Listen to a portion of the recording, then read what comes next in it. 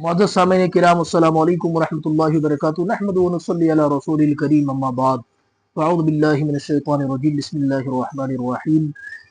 لقد كان لكم في رسول الله اسوة حسنة، صدق اللہ العظیم وصدق رسول النبی الامین الوکیل الکریم، صلی اللہ علی محمد صلی اللہ علیہ وآلہ وسلم۔ معزز سامعین کرام، میں آپ کے سامنے فتح مکہ کے تعلق سے کچھ باتیں پیش کرنا چاہتا ہوں، کیوں کہ رمضان المبارک کا مہینہ چل رہا ہے۔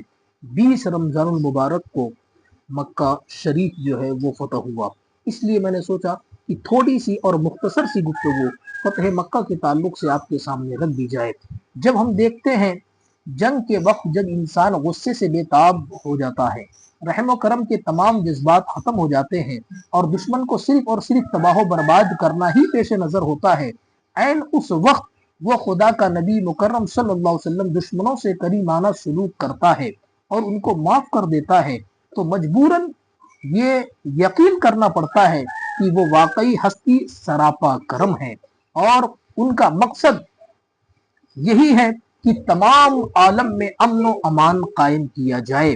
اہل مکہ غزوہ احد میں جب بہت سے مسلمانوں کو شہید کر دیتے ہیں اور حضرت حمزہ رضی اللہ تعالیٰ عنہ کے ٹکڑے ٹکڑے کر دیتے ہیں اور ان کا کلیجہ بھی چبایا جاتا ہے اور خود ذات بابرکات صلی اللہ علیہ وسلم کے دندان مبارک بھی شہید کر دیتے ہیں اور پیشانی مبارک کو زخمی کر دیتے ہیں، تو کسی نے عرض کیا یا رسول اللہ صلی اللہ علیہ وسلم، آپ ان کے خلاف بددعا فرما دیں۔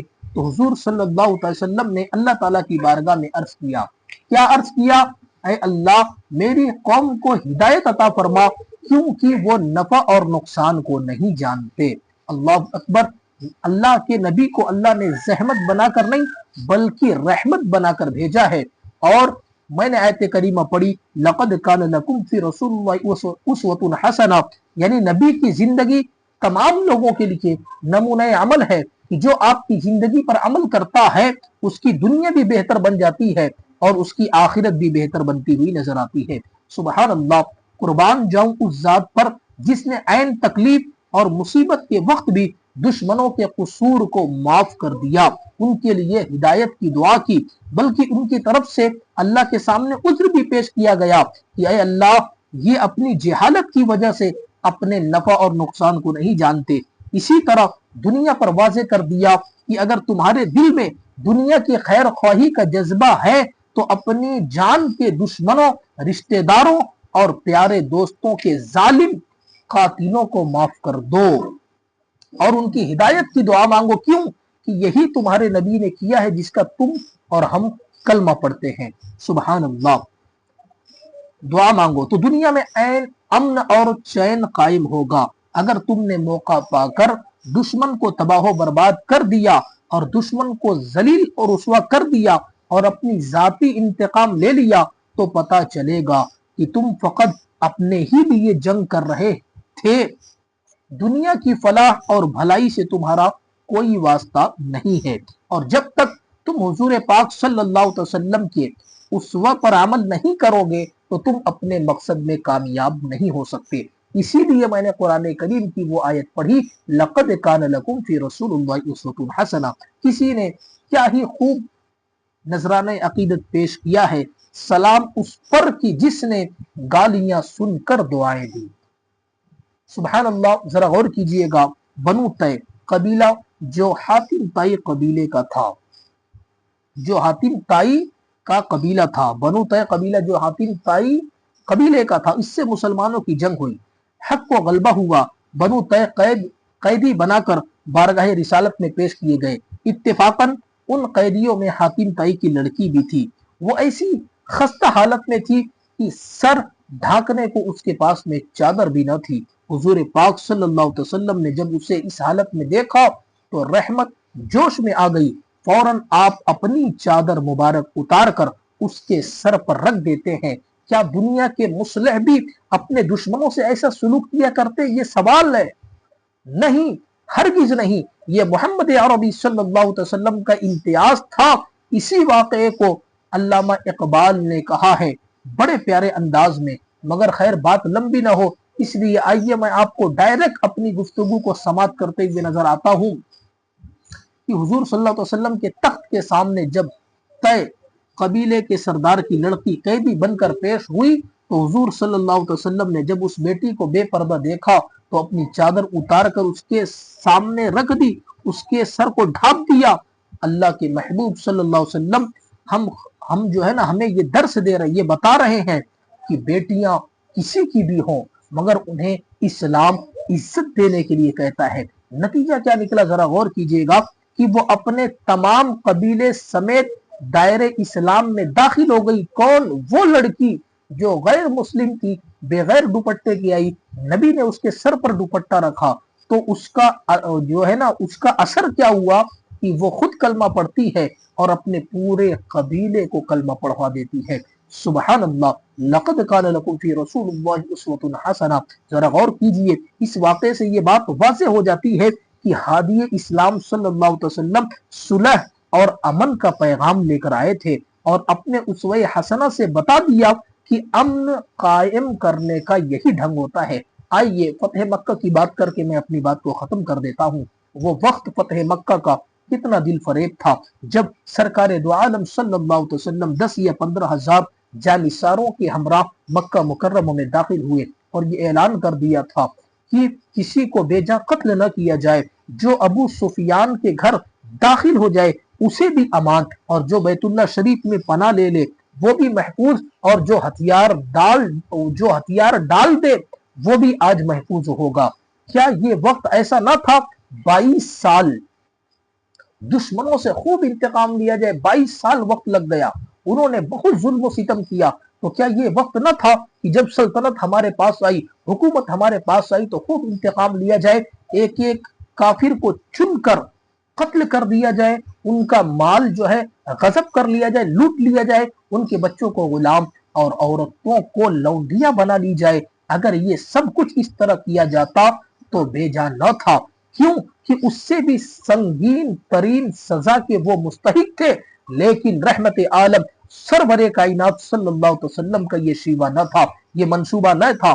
عین اسی وقت جبکہ تمام عمرہ مکہ مکرمہ اپنے بھیانک انجام سے لرز رہے تھے کہ آج ہمارے ساتھ کیا ہوگا، آج ہمارے ساتھ کیا سلوک ہوگا، اللہ اکبر کبیرہ، تو آقا کریم صلی اللہ علیہ وسلم نے کہا، اے کفار مکہ، آج تم آزاد ہو، کوئی تمہیں سزا نہ دے گا، تمہارے ساتھ وہی سلوک کیا جائے گا جو حضرت یوسف علیہ السلام نے اپنے بھائیوں کے ساتھ میں روا کیا تھا۔ وہ سلوک کیا تھا؟ نتیجہ کیا نکلا ذرا غور کیجئے گا۔ نتیجہ یہ نکلا کہ وہ سب کے سب قدموں میں گر گئے آقا کریم کے، اور گرنے کے بعد کلمہ پڑھ کر مشرف با اسلام ہو گئے۔ یقیناً امن قائم کرنے کا یہی طریقہ ہے، اپنے احسان و اکرام سے دشمن کو اتنا ممنوع کیا جائے کہ غلامی و اطاعت کے سوا اس کے پاس کوئی چارہ باقی نہ رہ جائے۔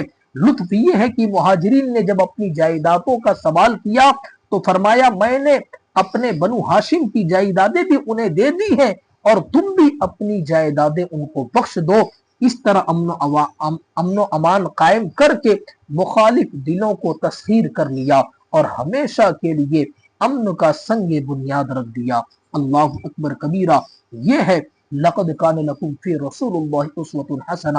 ایک اور آخری بات ہے، ایک یہودی نے حضور پاک صلی اللہ علیہ وسلم سے کچھ قرض لینا تھا، وہ آپ کو راستے میں مل گیا اور اس نے آپ سے قرض ادا کرنے کا مطالبہ کر دیا۔ ابھی قرض دینے کی مدت بھی معین جو ہوئی تھی وہ پوری نہیں ہوئی تھی، 1-2 دن باقی تھی۔ وہ یہودی آ کر کہنے لگا، اے محمد صلی اللہ علیہ وسلم، آپ نے مجھے بہت تکلیف دی ہے، آپ میرا قرض کیوں نہیں ادا کرتے؟ اس نے آپ علیہ الصلوۃ والسلام کو اکیلا دیکھ کر آپ کے گلے میں کپڑا ڈال کر گھسیٹنے لگا، معاذ اللہ ثم معاذ اللہ۔ اسی دوران میں حضرت عمر تشریف لائے، وہ آپ کو اس حالت میں دیکھ کر غصے سے بے قابو ہو گئے اور آپ نے تلوار کھینچ لی تاکہ اس یہودی کا سر قلم کر دیا جائے، لیکن حضور پاک صلی اللہ علیہ وسلم نے اپنے خلق کا ایسا نمونہ پیش کیا جو سنہری حرفوں میں لکھنے کے قابل ہی نہیں بلکہ لکھے گئے۔ کیا فرمایا، اے عمر ٹھہرو، حق تو یہ ہے کہ تو مجھ سے پوچھ لیتا کہ اے پیارے نبی کیا معاملہ ہے، اسے تو یہ پوچھ لیتا، مگر تم نے پوچھا نہ بلکہ تم اس پر غصہ ہو گئے، تم نے اس کے دل کو توڑا ہے۔ اللہ اکبر کبیرہ۔ لہٰذا کیا ہوا، حضرت عمر کو اللہ کے نبی نے سنا دی 2-3 باتیں، اور وہ یہودی کو چھوڑ دیا گیا۔ لہٰذا جیسے ہی چھوڑ دیا گیا، اللہ کے نبی نے کہا ابھی مدت باقی ہے اے عمر، مگر اس کی جو ہے نا اس کا قرض ادا کر دیا جائے، اور قرض ادا کر دیا گیا۔ یہ والہانہ انداز دیکھ کر یہودی کیا کرتا ہے معلوم ہے آپ کو؟ کلمہ پڑھ کر مسلمان ہو جاتا ہے۔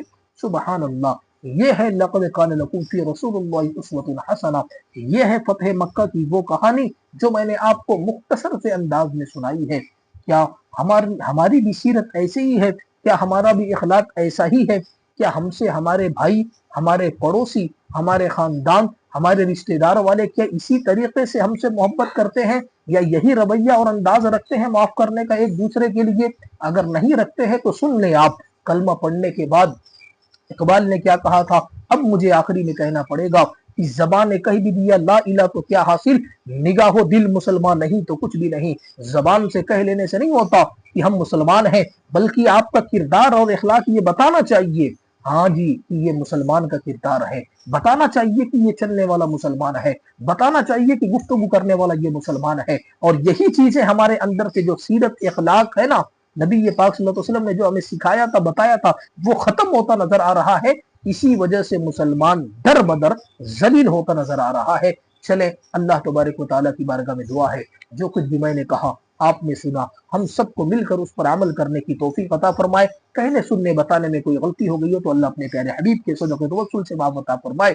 ویڈیو آپ نے دیکھ لیا، رمضان کا مہینہ ہے، خود بھی سنیں، دوستوں کو بھی شیئر کریں۔ کیوں؟ فضول کی ویڈیو دیکھنے سے بہتر ہے کہ کچھ ایسی ویڈیو دیکھا جائے جس سے ہمیں کچھ تعلیم حاصل ہو، کچھ سیکھنے کو ملے۔ اگر ابھی تک ہم سے نہیں جڑے ہیں تو ہمارے چینل کو سبسکرائب کر کے ضرور ہم سے جڑ جائے۔ پھر انشاءاللہ ملیں گے اگلے ویڈیو میں۔ السلام علیکم ورحمۃ اللہ۔